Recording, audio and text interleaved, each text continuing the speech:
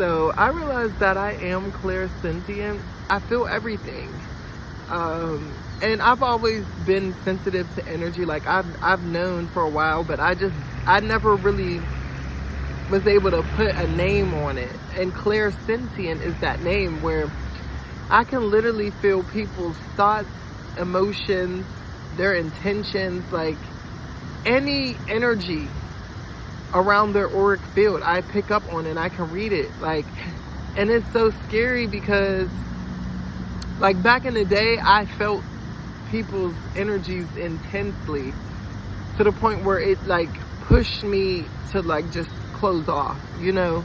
But now because I've learned so much about myself, and now I learn how to deal with it. Before in the past, I would literally absorb the energies of everyone around me.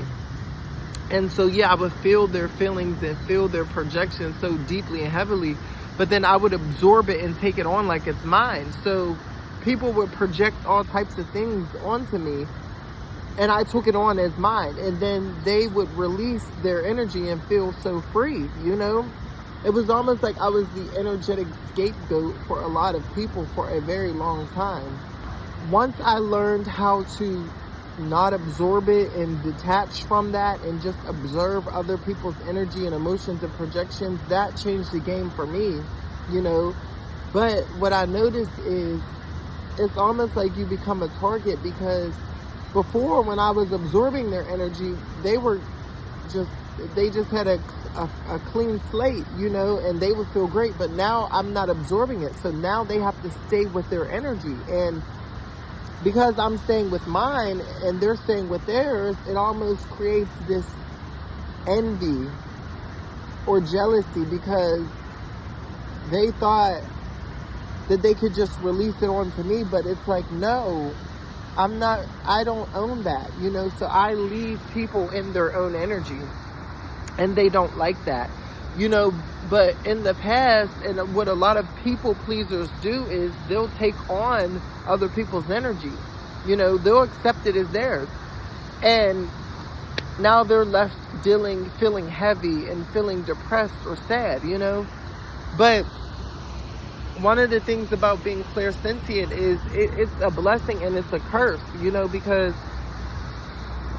it's like, okay, if I'm really good at seeing through the BS with people. Like, there are a lot of people out here who are good at manipulating, right? And so they could hate somebody's guts, but to that person that they hate, they can put on this facade, put on this front, and, you know, pretend, right? They might do little fake acts of kindness, or they might really truly act like they're concerned, but it's all a front and it's all a fake, phony facade in order to keep an image up. But see, when it comes to me, someone could tell me they love me, but I see right through to their soul, and I know that they really hate me, right? Someone could say, oh, they support me and they love me, but yet their actions don't align. Or even if their actions align, their intentions don't align, or how they truly feel deep down inside doesn't align. So many people want to wear these masks and put on these shows, right? People don't want to be known or labeled as the manipulator or the one causing trouble, or, you know, the fake and phony fraud. So they put on these shows and these acts of kindness. Like, I deal with so many people who claim that they love me, but really their first action towards me showed me that they didn't.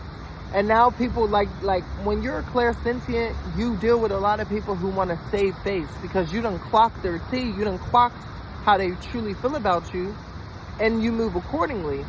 See, I don't entertain people's fake and phony. Once you show me you don't like me, there's no need for me to pretend or play nice. You know, I can be cordial, but we're not getting any further than that, right?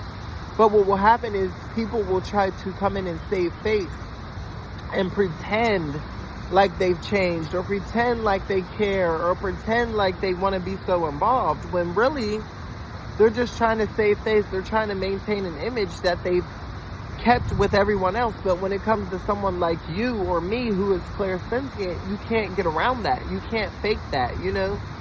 And it's like now it's so much. Like I can feel the energy through people, through text messages, through a phone call, through social media, anything. Like even when I walk into a room, I know I can check the energetic temperature.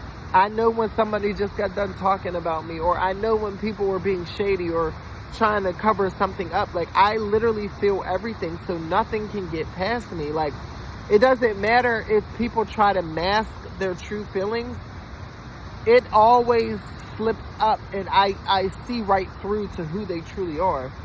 And it's a blessing because again, I can move accordingly, and I can access this information and use it for my benefit and avoid traps.